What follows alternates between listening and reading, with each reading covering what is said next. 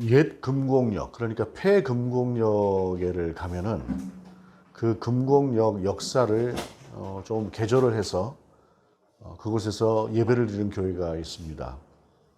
지난주에 이제 그 교회를 다녀왔는데 거기를 가보게 되면은 그 폐역사 뒤쪽에 있는 정원이나 이런 쪽까지 같이 함께 딸려 있어서 공간은 그렇게 크지 않지만 참 아름답다라고 하는 생각을 하게 하는 그런 공간입니다. 특별히 금곡은 제가 뭐 어린 시절이죠. 뭐 중고등학교 다닐 무렵에 그쪽으로 소풍을 가기도 몇 번 갔던 그런 기억이 있는 그러한 곳이라 한 번쯤 그곳에 가게 되면, 그 교회를 가게 되면 옛날 생각이 나고는 하는 그러한 곳이기도 합니다.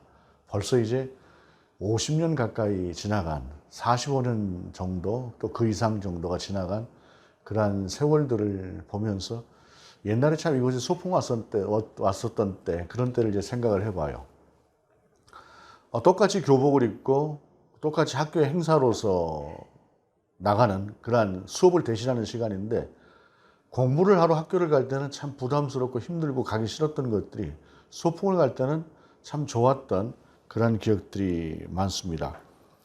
아마 그뭐 특별하게 공부를 좋아하는 친구들 아니었다면 대부분은 저하고 비슷하지 않았을까 하는 생각을 합니다. 그래서 소풍이라고 하는 말은 지금 들어도 참 좋습니다. 사실 그때 당시에 김밥 하나 싸들고 간식 조금 들고 아니면 간식도 없이 김밥 하나 달랑 들고 그렇게 갔던 소풍, 먹는 거, 그 재미도 있었는데 지금 생각해 보면은 뭐 그 먹는 거 너무 지금은 흔해서 사실 아무것도 아닌데도 그때는 그것 하나가 참 좋았다라고 하는 생각을 합니다. 오늘이 이제 삼위일체 주일이기도 한데 삼위일체 주일을 맞이하면서 성부 하나님께서 우리를 귀하게 창조하시고 그 귀하신 당신의 백성들이 하나님을 떠난 그런 상황에서 마음 아파하시다가 당신의 독생자를 이 땅에 보내셨고 당신의 독생자이신 성자 하나님께서 이 땅에 오셔서 우리와 같은 사람이 되셔서 우리와 같이 살아내시고 그 다음에 마지막에는 당신 자신을 십자가의 번제물로 희생물로 드리면서 우리를 구속하지 않으셨습니까? 그 구속하신 주님께서 보내신 성령께서, 성령 하나님께서 우리와 함께 하시면서 우리를 도우시고 붙드시고 인도하시는 그러한 삶을 살아가는 우리의 삶이 귀하고 감사함에도 불구하고 그 귀하고 감사한 은혜 가운데서 기쁨과 즐거움으로 하나님을 찬양하고 하나님을 예배하고 하나님의 신앙인으로 살아가는 그러한 삶보다는 언제부터인가 우리가 살아가는 이 삶이라고 하는 것이 좀 부담스럽기도 하고 신앙생활이라고 하는 것이 그렇게 꼭 편한 것만은 아닌 그러한 삶을 살아가고 있는 것이 오늘날 우리의 시대가 아닌가라고 하는 생각을 해보게 됩니다.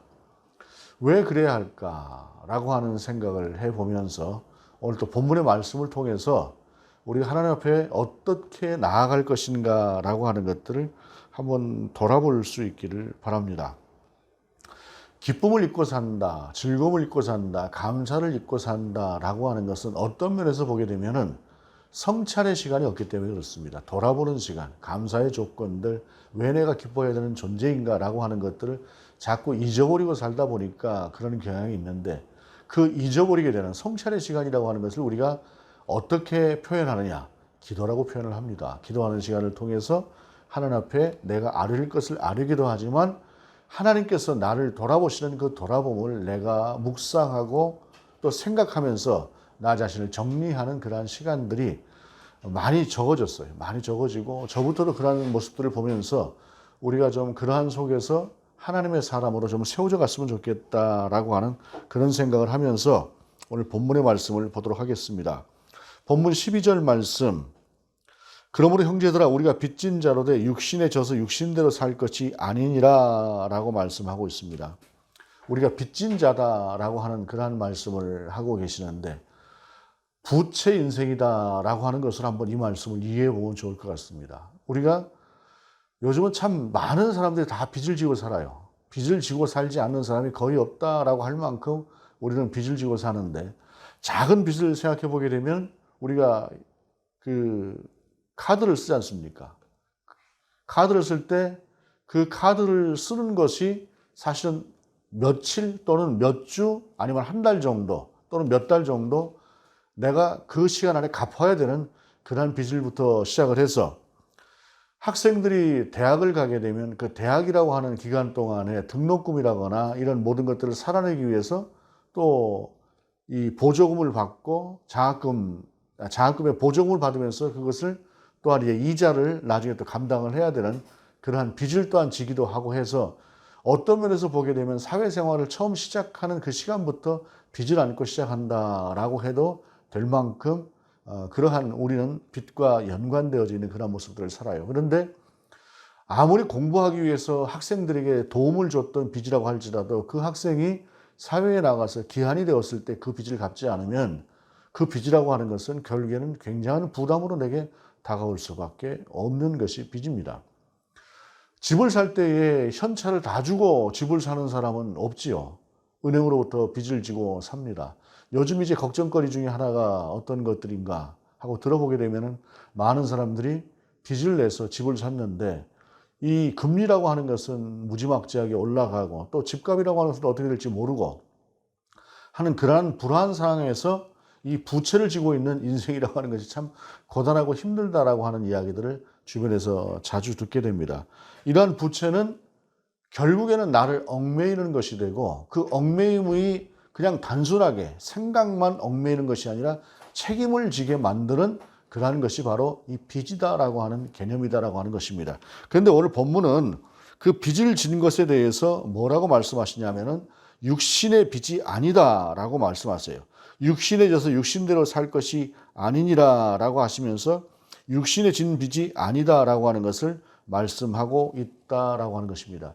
육신에 진 빚이 아니다라고 하는 것은 그러면 무엇을 말씀하시는가요? 그것은 영적인 빚이다라고 하는 것을 말씀하시는 것인데 그 다음 문장, 12장, 12절의 문장을 우리가 세번역이라고 하는 번역으로 읽어보면 좀 더 이 의미가 분명해집니다. 그러므로 형제 여러분, 우리는 빚을 지고 사는 사람들이지만 육신의 빚을 지는 것이 아닙니다. 개역, 그 개정판은 약간 좀 애매하게 이게 무슨 말씀인가 싶은데 이 세번역으로 읽어보게 되면은 우리가 빚을 졌는데 육신의 빚을 진 것이 아니다라고 분명하게 말씀을 하고 있어요. 그래서 우리는 육신을 따라 살아야 할 존재가 아닙니다라고 하는 것을 말씀하는 것입니다. 육신의 빚을 지지 않았다라고 하는 것은 어떤 것인가요? 바울이 이제 영과 육이다라고 하는 말, 영적이다, 육적이다라고 하는 말을 바울이 많이 사용을 하게 되는데 이 영적이다, 육적이다라고 하는 말이 보게 되면은 바울이 사용하는 용어는 조금 그 의미를 생각해 볼 필요가 있는 것이 이때 당시에 그 헬라 철학의 이 영향으로 말미암아 헬라 철학의 개념은 무엇이든지 분석하고 나누는 것들에 좀 그 관심이 있어요. 거기다가 또 이제 사람을 어떻게 나누냐면 영과 혼과 육이다라고 하는 것으로 나누기도 하고 영과 육으로 나누기도 하는데 이 헬라 철학의 특징이라고 하는 것은 뭐냐면은 영은 존귀한 존재, 고귀한 존재인데 육은 하찮은 존재다라고 하는 쪽으로 이게 생각들을 많이 해요. 근데 바울은 이러한 헬라 철학의 사상들을 가지고 와서 조금 다르게 우리 가운데 접목을 하는데 영이다라고 하는 것은 하나님께 속한 부분을 이야기해요. 그러니까 우리가 가진 영을 이야기하기도 하지만 하나님께 속한 부분을 영적이다, 영이다라고 이야기를 하고 하나님께 속하지 않은 부분을 육이다라고 하는 표현으로 이야기하는 것입니다. 그래서 오늘 본문에서 이야기하는 것은 육신이라고 하는 것은 단순히 우리의 오감을 느끼는 이런 우리의 육체를 이야기하는 것이 아니라 하나님의 반대편에 있는 것을 말씀하는 것이 오늘 본문에서 말씀하시는 육이다라고 하는 것입니다. 육에 져서 육대로 살 것이 아니다라고 하는 말은 바로 어떤 말씀이냐? 우리는 하나님께 빚을 졌는데 하나님께 빚을 진 것이지 이 육신대로 사는 하나님의 반대편에 있는 것들을 향해서 우리가 빚을 진 것이 아니므로 그것을 따라 살아서는 안 된다. 그러므로 즉 우리는 하나님을 따라 살아야 하는 존재이다라고 하는 것을 말씀하는 것이 바로 오늘 본문 속에서 말씀하시는 육에 빚진 자가 아니다라고 하는 사실입니다. 하나님께서 예수 그리스도를 보내주셨죠. 예수 그리스도를 보내주시는 그 하나님의 의도가 무엇이었습니까? 우리의 죄를 대속하기 위한 세상의 희생 제물로 우리 주님을 보내주셨는데 하나님께서 우리 주님을 당신의 독생자를 보내주셨을 때에 그 아버지 하나님으로서의 마음이라고 하는 것은 성경에서 표현되어지는 아버지 하나님의 마음이라고 하는 것은 우리가 아버지 하나님으로 아버지의 입장에서 자식을 볼 수 있는 그러한 마음으로 느낄 수 있는 마음을 또한 표현하는 것이기도 한 것입니다. 자식을 누군가를 구하기 위한 희생 제물로 내어주는 아비라고 한다면 그 아비의 마음이라고 하는 것이 정상적으로 편안한 마음일 수는 없는 것입니다. 최고의 고통일 수밖에 없는 상황이겠지만 그러나 그것을 통해서라도 무엇인가를 이루어야 되고 무엇인가를 구해내야 될 그러한 더 큰 사랑이 있기 때문에 그 더 큰 사랑의 대상을 향해서 당신의 독생자를 내어주신 그 사랑이 우리 안에 있다는 것이죠. 또한 십자가에 달려 죽으시기 전날 우리 주님께서 보이셨던 그 고통스러웠던 시간들을 보게 되면 우리 주님이 성자 하나님으로서 당신의 능력을 가지고 편안하게 십자가를 절대시킨 것이 아니에요. 완전한 인간으로서 그분은 우리가 똑같은 고통을 느끼는, 오감을 느끼는 분으로서 십자가에 달려 죽으시면서 우리를 위한 대속의 제사를 드리셨다는 말이죠. 그 이야기는 우리에 대한 그분의 사랑이 그렇게 크시다라고 하는 것을 이야기하는 것입니다. 또한 그분께서 약속하신 성령을 우리 가운데 보내셨고 그 성령이 또 성경 구절에서 말씀하시는 것처럼 말할 수 없는 탄식으로 우리를 바라보실 만큼 사랑하시는 그 성령이라고 한다면 성부와 성자와 성령의 그 말할 수 없는 그 깊고 크신 사랑을 받는 우리가 그것으로 말미암아 그 사랑으로 말미암아 그리스도인이 되고 하나님의 백성이 되고 하나님의 나라를 유업으로 받게 되어진 그러한 사람이라고 한다면 우리는 그 하나님께 빚을 진 사람들이지 결코 하나님의 반대편에 있는 육의 빚을 진 사람이 아니다라고 하는 것을 말씀하시는 것이 오늘 본문의 말씀이다라고 하는 것입니다. 그러면서 13절에 너희가 육신대로 살면 반드시 죽을 것이로되 영으로서 몸의 행실을 죽이면 살리니 라고 말씀하고 있습니다. 세상에 우리가 살아가는 그 삶이라고 하는 것을 보게 되면 어떤 의미에서 보게 되면 삶과 죽음으로 나눠져요. 그리고 우리가 살아가는 동안에 가장 두려운 것은 누가 뭐라고 해도 죽음입니다. 죽음만큼 고통스럽다, 죽을 만큼 고통스럽다라고 하는 것은 죽음이라고 하는 것이 가장 큰 고통이고 지금의 현재의 고통이라고 하는 것은 그 죽음에 버금갈 만큼, 비교할 만큼 깊은 고통이다라고 하는 것을 이야기하는 것이 바로 죽을 만큼 큰 고통인 것입니다.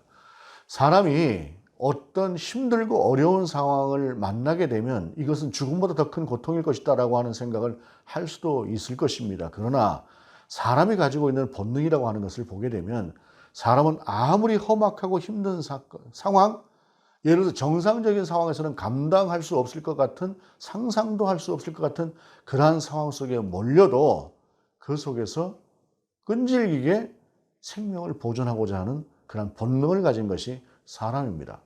죽음이라고 하는 것은 오늘의 시대가 죽음을 너무 좀 가볍게 생각하는 경향이 있는 것 같습니다만 죽음이라고 하는 것은 그만큼 두렵고 크고 사람에게 있어서 가장 큰 저주처럼 느껴질 수 있는 것이 바로 죽음이다라는 것입니다. 그래서 오늘 본문은 육신대로 살면 죽음을 얻을 것이다. 죽게 될 것이다. 라고 하는 것을 말씀하고 있는데 조금 전에 말씀드린 것처럼 육신이라고 하는 것은 단순하게 오감을 느끼는 우리의 육체를 이야기하는 것이 아니라 하나님의 반대편에 있는 것을 이야기하는 것이다 라고 하는 것을 기억하시길 바랍니다. 그래서 그 하나님의 반대편에 있는 삶이 아니라 영으로서 하나님께 속한 하나님의 사람으로 거듭난 사람으로서 하나님의 사람으로 거듭난 사람답게 살아가는 그러한 삶, 즉 몸의 행실을 우리의 삶을 하나님께 맞추어 살고 하나님께 원하시는 삶을 살아갈 때에 우리는 바로 하나님의 사람으로서 우리의 생명을 보존하게 될 것이다 라고 하는 것을 말씀하시는 것이 오늘 본문입니다. 세상이 문명의 시대지요. 과학의 시대입니다. 무엇인가 논리적으로 과학적으로 설명이 안 되면 어떤 것도 믿지 않으려고 하는 그런 모습을 가지고 있어요. 어저께 예전에 제가 이제 지도하던 청년을 만났습니다. 애기 엄마가 돼서 이제 40대 중반에서 후반으로 넘어가는데 이야기를 하다 그런 이야기를 해요. 아이가 굉장히 좀 논리적인 사고를 가졌나 봐요. 하나님을 보여주세요. 하나님을 알고 싶어요. 그래서 어느 날 교회에서 가르쳐준 어떤 기도문 같은 게 있었다고 하는데 그 기도문을 가지고 와서 1년 동안을 이 아이가 계속해서 그 기도를 하나님 앞에 올려드렸대요. 1년을 올려드렸는데 아무런 응답이 없는 거예요. 그러니까 하나님이 안 계신 것 같다. 그렇게 이야기를 해요. 근데 뭐 그 이야기를 들으면서 충분히 이해가 가죠. 근데 이제 그런 얘기를 했습니다. 우리가 오늘 이 믿음을 가지고 있고 한 사람의 그리스도인으로 살아가는데 누군가의 기도가 있었다고 하는 것을 기억해야 된다는 것이죠. 그러면서 제 어머니가 한 15년 이상 그야말로 교회에서 365일 중에 한 360일은 그 이상을 교회에서 주무시면서 기도한 그 기도로 말미암아 오늘의 내가 있다라고 하는 이야기를 했습니다. 우리가 어떤 것들을 볼 때에 하나님께서 즉각적으로 응답해 주시면 좋겠지요. 그런데 하나님의 시간이라고 하는 것은 따로 있고 하나님의 계획은 따로 있습니다. 우리가 그것을 알지 못하기 때문에 힘들기도 한 것이에요. 그런데 중요한 것은 무엇이냐면 하나님은 분명히 살아계신 하나님이기 때문에 하나님께서 우리의 기도를 들으신다라고 하는 것이 분명하고 그리고 그 기도에 응답하시는 것이 분명하다라고 하는 것을 우리가 너무 잊고 사는 것 같다라고 하는 것입니다. 우리는 그렇게 하나님께 속한 사람들이고 또한 어찌 보게 되면 눈앞에 있는 것들을 통해서 하나님을 보지 못하는 왜 하나님이라고 하는 이러한 의문들을 충분히 가질만 하지만 그리고 그래서 영적인 것들 어떤 면에서 부인할 수 있는 사람들이지만 인생은 영적인 것들을 부인하고 살 수가 없는 존재입니다. 요즘 들어가지고 한참 인기 있는 영화 있죠. 뭐 무덤에 관한 영화들. 그런 영화들이 결국엔 사람 속에 있는 영적인 부분이라고 하는 것에서 거기에 대한 어떤 궁금증, 어떻게 보면 상상력 이런 것들이 만들어낸 것이 그런 영화가 아닐까 생각합니다. 저는 아직 그 영화를 못 봐서 잘 모르겠습니다만 사람은 영적인 부분이 분명히 있어요. 제가 말씀드린 영적인 부분이라고 하는 것은 하나님께 속한 부분이라고 하는 것이 아니라 하나님께서 창조하신 존재로서의 어떤 영적인 존재, 그런 존재로서 분명히 그런 게 있다는 것입니다. 그 속에서 우리는 너무도 감사하게 예수 그리스도로 말미암아 하나님의 백성이 된 바울이 본문을 통해서 말씀하고 있는 하나님께 속한 사람, 그런 영적인 사람이 되었다라고 하는 것입니다. 그러므로 영적인 사람은 영적으로 살아야 되는 것이 오늘 본문 속에서 우리 가운데 말씀하시는 것이다라는 것입니다. 그러면서 이어가는 말씀이 무릇 하나님의 영으로 인도함을 받는 사람은 곧 하나님의 아들이다라고 말씀하면서 그 15절에 너희는 다시 무서워하는 종의 영을 받지 아니하고 양자의 영을 받았으므로 우리가 아빠 아버지라고 부르짖느니라 라고 말씀하고 있습니다. 오늘 본문에서 하나님의 영으로 인도하는 사람은 곧 하나님의 아들이다라고 말씀하시면서 무서워하는 종의 영이 아니라 우리가 아빠 아버지라고 부르질 수 있는 그런 영을 받았다라고 이야기를 하는데 오늘 우리가 사는 세계 속에서는 이 본문이 약간 좀 이해하기 힘들 수도 있어요. 그것은 무엇이냐면 고대에 오늘 본문이 쓰여졌던 당시에 로마 세계는 시민으로 사는 사람들이 10%가 안 됐다고 이야기를 합니다. 훨씬 더 소수였다고 이야기를 해요. 그 뒤로 이제 시민권을 남발하고 하면서 시민 계급이 많이 늘어났지만 바울이 살았던 그 시대 당시에는 시민이라고 하는 계급은 특히 적었던 그러한 시대라는 것입니다. 우리의 식으로 말하자면 시민은 양반을 이야기합니다. 양반도 그냥 양민이 아니라 사대부에 속하는 그런 양반을 이야기하는 것인데 그러한 사람들 속에서 그 밑에 자유민이 있고 자유민 밑에 이제 종이 노예가 있는데 노예가 제일 많았다고 이야기를 해요. 그런데 노예의 삶이라고 하는 것은 어떤 삶인가요? 주인에게 속한 삶입니다. 그래서 주인에게 속한 삶이라고 하는 것은 늘 주인을 봐야 되고 주인의 눈치를 봐야 되고 주인이 인격적으로 대해주는 주인이 있을 수도 있겠지만 대부분의 사람들을 보게 되면 그렇지 않았을 것입니다. 오늘날 우리가 살아가는 세계 속에서도 보면 그렇지 않습니까? 뭔가 자기가 좀 권력을 가지고 힘을 가지고 있으면 꼭 그것을 한번 사용해 보고 싶어 하는 것이 사람이 가지고 있는 못된 본능 중에 하나인데 종으로 살아가는 사람을 인격적으로 대하면서 귀하게 대접해주는 그러한 사람은 주인은 거의 없었을 것이에요. 그러다 보면 종은 주인을 마주치는 순간에 기쁨이 먼저 생기겠습니까? 두려움이 먼저 생기겠습니까? 두려움이 생기는 게 당연하지요. 혹시라도 내가 뭔가를 잘못했을까? 주인에게 야단을 맞을 수 있지 않을까? 라고 하는 것이 오늘 본문 속에서 무서워하는 종의 영을 이야기하는 것이라는 것입니다. 그런데 이렇게 종으로 살던 사람들이 로마 시대에 로마에는 갑자기 시민 계급이 되고 귀족이 될 수 있는 그러한 방법이 있었어요. 그것은 무엇이냐면은 주인이 똑똑한 노예 중에 하나를 자기의 뒤를 이을 양자로 입적을 하는 것입니다. 양자로 입적을 하는데 이것이 실제로 가능했어요. 그때 당시에 많이 있었다고 합니다. 노예예요. 나는 자식이 없어요. 무엇인가 내 가문을 이어갈 수 있는 사람이 필요한데 저 노예를 보니까 똑똑하고 인성도 괜찮고 무엇인가 좀 이제 괜찮아 보이는 그런 면들이 있다 하게 되면은 유심히 살펴보다가 그 종을 데려다가 너는 오늘부터 내 아들이다라고 하고 공표를 하고 자기 양자로 정식으로 입적을 하는 순간에 그 조금 전까지 노예였던 사람은 그 순간 시민이 되고 귀족이 되는 거예요. 이것이 로마 시대 당시에 있었던 것이라는 것입니다. 그래서 오늘 본문 속에서 무서워하는 종이 아니라 양자의 영을 받았다라고 하는 것은 바로 그런 노예로 살던 사람이 어느 한순간에 신분적인 수직 상승을 해서 귀족이 되는 그런 상황을 이야기하는 것이라는 것입니다. 이 말씀을 통해서 오늘 본문은 우리 가운데 너희가 이전에 육신을 따라 살았던 육적으로 하나님 반대편에 있었던 삶이라고 하는 것은 노예와도 같은 종과도 같은 그러한 삶이었다고 한다면 지금은 하나님께로 말미암아 하나님의 백성이 되고 하나님의 자녀가 된 하나님의 양자로 입적된 너희다라고 하는 것입니다. 굳이 본문 속에서 하나님의 자녀가 되었다라고 하는 표현 대신에 양자라고 하는 표현을 사용한 것은 그때 당시에 양자의 개념이 종이었던 존재가 어느 한순간에 귀족의 자식이 되어서 신분이 상승하게 되는 것들이 그때 당시에 있었던 일들이기 때문에 바울은 그냥 자녀라고 하는 표현 대신에 양자라고 하는 표현을 사용했다라는 것입니다. 우리의 개념에서 양자라고 하는 것은 아무래도 친자보다 좀 덜해요. 우리의 사고 자체가 지금은 많이 평등해졌습니다만 입적을 한 그 경우라도 근데 세월이 10년, 20년, 30년, 40년 뒤로 가게 되면 갈수록 양자는 아무리 입적을 해서 당신의 나 자신의 어떤 뒤를 잇도록 한다고 할지라도 친자만 못한 대접을 받았던 것이 양자였다는 것입니다. 바로 오늘 본문은 너희의 존재가 그러한 존재다라고 하는 것을 이야기하시면서 너희가 이제는 하나님을 아바, 아버지라 부르짖느니라 라고 이야기를 하고 있어요. 근데 여기가 이제 우리가 이제 생각을 좀 해볼 것이, 아바라고 하는 말이 무슨 뜻이냐. 1960년대 독일의 성서학자 요아킴 에레미야스가 이 아바라고 하는 말을 좀 잘못 해석을 해서 세상 가운데 전했어요.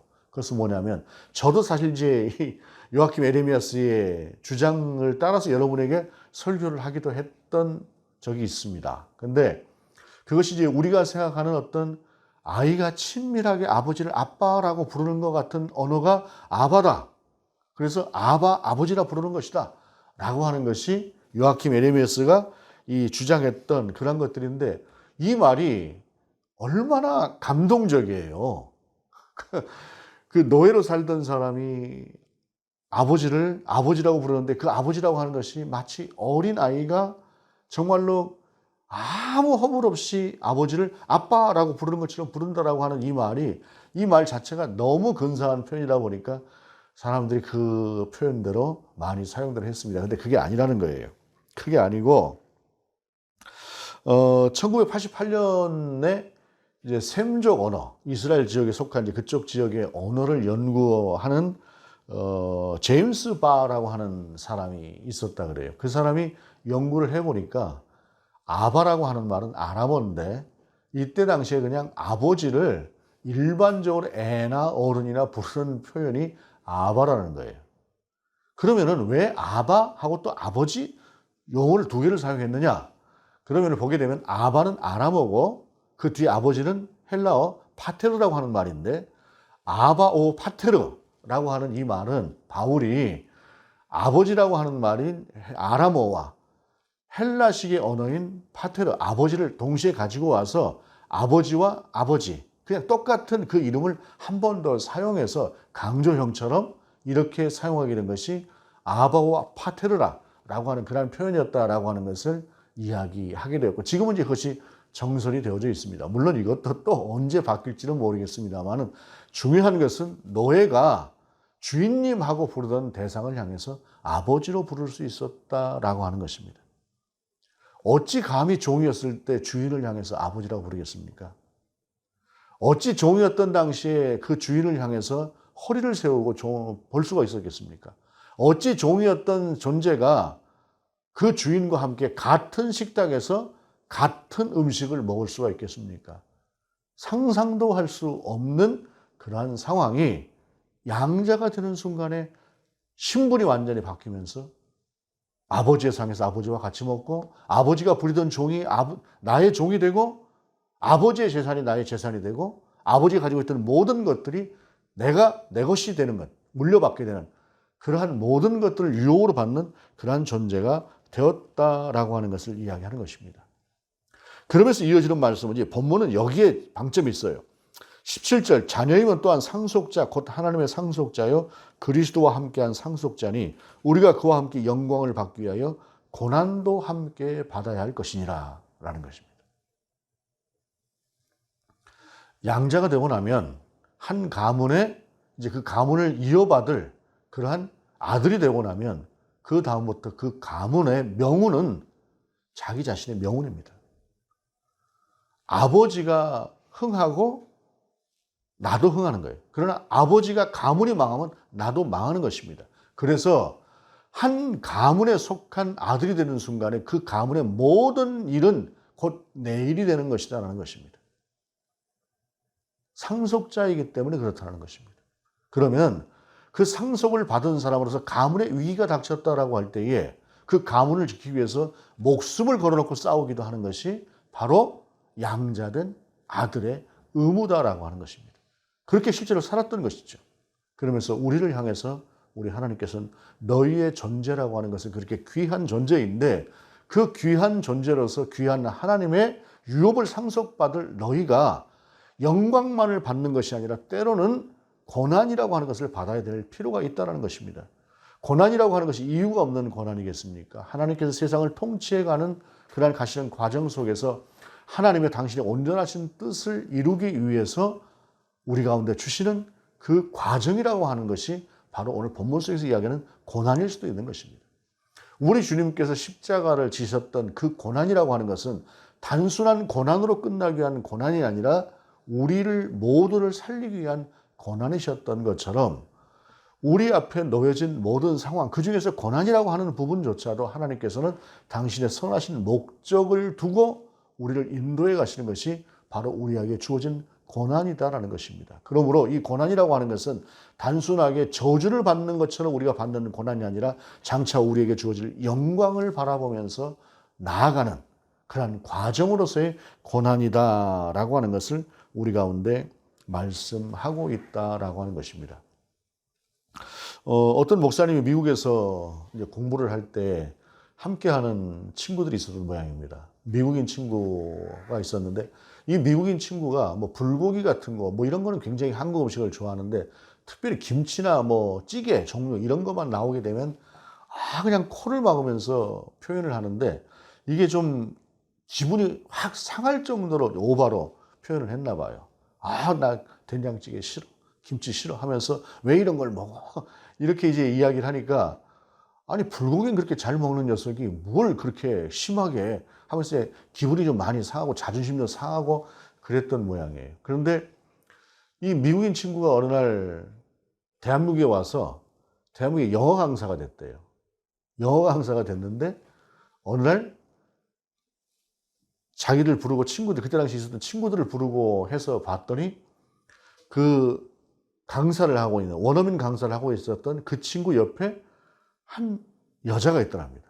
예전에 보았던 하고 봤더니 우리 둘이 이제 결혼하기로 한 사이 뭐 이런 이야기를 하는 거예요. 그래서 이 여자 때문에 자기가 이 땅에 왔다는 거예요. 그래서 원어민 강사가 되었다는 것입니다. 근데 놀라운 것은 무엇이냐면 앞에 된장찌개를 끓여놓고 했는데 김치도 놓고 했는데 그 된장찌개 김치를 그렇게 맛있게 먹더라는 것입니다. 그 전에는 비하하듯이 표현했던 그 표현을 하던 그 친구가 김치찌개 좋아, 된장찌개 아주 좋아, 김치 너무 맛있어 이렇게 이야기를 하더라는 것이에요. 도대체 이게 있을 수 있는 일이냐 했더니 이야기를 하는 것이 무엇이냐면 자기가 사랑하는 여자, 그 여자가 있다 보니까 그 여자가 좋아하는 건 다 좋더라는 거예요. 그래서 그 여자 때문에 김치도 좋아하고 된장찌개도 좋아하고 그렇게 되었다는 이야기를 하더라는 것입니다.